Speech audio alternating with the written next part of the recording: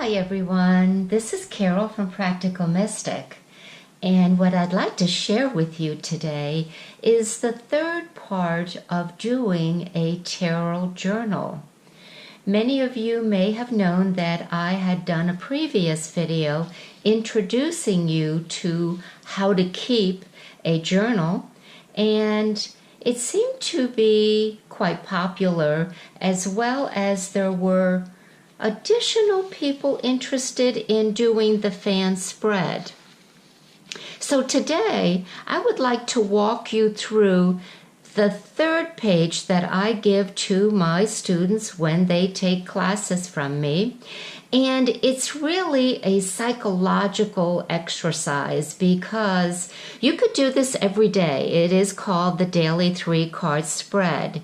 But when you answer these questions, over time, you build up a journal where you see where you were on any given time, the cards that you drew, your mindset, your emotions, and your feelings.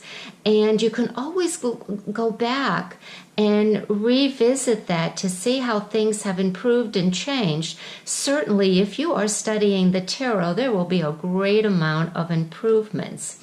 The other thing that's wonderful about keeping a tarot journal is you are learning the cards. And you are learning to interpret those cards on a very personal level. Yes, it's one thing to buy tarot books and to read the interpretation. It's quite another for you to have your own mind and dictionary of what these cards mean and to blend them with other cards that come out in different spreads. So very quickly, as you can see, the date and time, and what I mean by my state of mind is I usually use a couple words or one word. My state of mind is happy, anxious, it could be content. My state of mind that morning could be scattered. It could be apprehensive, confused, angry, and joyful. And put that right up here. The next thing, of course, is we're going to do the fan spread, and from that, I will draw 3 cards and write them down. Then add up how many wands, cups, swords, pentacles, major cards. Now, the dominant color or colors I see within the cards, and that is a quick thing. The first color that your eyes seem to focus on, you write it down, and then you write down what that color signifies for you. Again, the less thinking, the better. Then this is your story.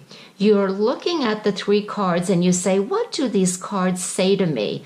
Again, very quickly, let your imagination form a story from the first card to the second card to the third card. There is no right or wrong. You are just letting that intuition and that imagination run free. Then we ask which one of these cards, if any, represents how you're feeling or thinking. If there is one card, you write it down, then answer why. Second, which card, if any, represents who you are. If there is one, write it down, and then why. Then lastly, and this is the important part, because this is what you're going to go back to later on to see possibly if during the day any of your story had occurred or an incident happened, and then how it did end, and then how you wrote the story that you would change it, or was it very similar? But that last part is how would I change the story to achieve a different ending? All right. So here is the fan spread, which was taught to me by my mother. My mother was taught by her grandmother. I was much too young. I think when I lived with my grandmother and she was doing readings, I was about 4 years old.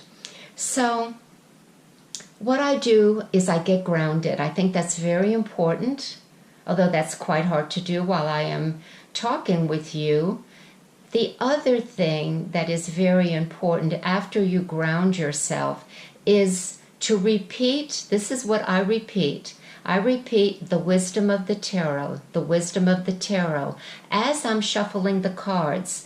That way, I have no preconceived ideas of what I think the cards are going to say, what I'm hoping the cards are going to say. I am not coloring the cards.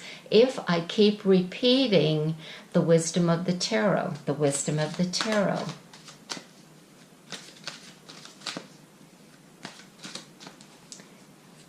I put them down all the way to the left side and then very quickly fan them out. Now, my receiving hand is the left hand. Some people's receiving hand is the right hand, or both. One way, if you don't know what your receiving hand is, meaning where you feel you get insight and energy, is to pick up a crystal. Now, this is malachite, and I love malachite, and this talks to me. So what you would do is pick up a crystal that you like, and you would hold it in your left hand for a few minutes and see if there is any sensation, a pulsation, a tickling. And if there's nothing, then put it in your right hand and see if anything happens. Sometimes it heats up. There isn't really a physical sensation. It either becomes very, very cold or it could warm up. So that is very important. Now, I rub my hands together for two reasons. Number one, I'm neutralizing them again and asking for the wisdom of the tarot. And number two, I'm activating the chakras in my hands. All the way to the right side, I slowly go over the cards. And I stop, and this is going to be card number 1, Page of Pentacles. I continue since I did not finish the fan.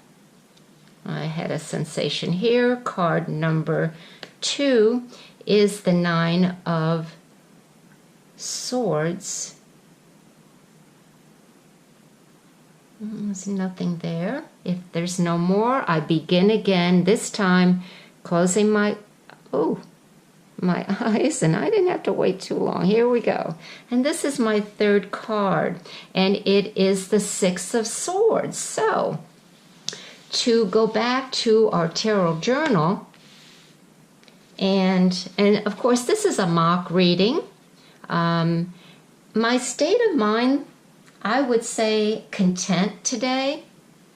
And my first card would be the Page of Pentacles, 9 of Swords, 6 of Swords. How many? Well, I don't have any wands. I don't have any cups. I have 2 swords, 1 pentacle, and no major cards. The dominant color I see within the cards, automatically I'm looking at black. That came right out, so I would write black. The color signifies to me, I'm going to say, being lost. I would write that down. So what is my story? What do the cards say to me? Well, I'm happy when I seem to have enough money to enjoy myself and to buy things that I need. But lately I've been very discontent with things that I'm hearing about family members, and I just feel like there's nothing I can do, yet I can't seem to shake that from my mind, and I bring it to bed with me. I'm hoping that tomorrow is better, but I feel like I am going to take some time off and go visit to see if I can help them sort out any difficulties, any problems that they seem to be having with a family member. Now that was quick and matter of fact. To go forward, we would say which one of these cards, if any, represents how you feel, how you're feeling or thinking. Well, absolutely. I'm thinking there is definitely discord in the family. And why? Because I got news that there are issues with family members and it's causing stress and anxiety to other members, and the mother may not know what to do at this point. So I am going to offer my help. Which card, if any, represents who you are? I am going to identify with the Nine of Swords as the person going to bed and feeling like I need to do something because every time I get news, now I'm relating it to possibly the news that I'm getting is that there are money issues as well, and I'm certainly very content with my financial security. And then the last one is, how would I change the story to achieve a different ending? Then I would keep this story, but I would end it that by going over and visiting and discussing all of this with my family members and offering up solutions and telling them that I will support and help in any way. Then I felt like I've done something and we can perceive with new thoughts and ideas and having the family come together united to make all of us stop worrying and be anxious. It's better to do something about it than to just let it go.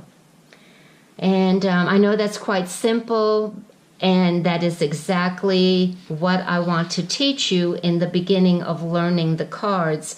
You would put this in your binder, put it away, and maybe tomorrow you would start out and do this daily 3-card spread again. So I'm going to wrap it up with that, folks. I hope you enjoyed it. I hope you got something out of that. I'd love your comments, and if there are any questions, please email me. I will make sure that you have my email address because I would like to help you if you feel stuck or you have any questions on this or any other videos that I have on tarot journeying.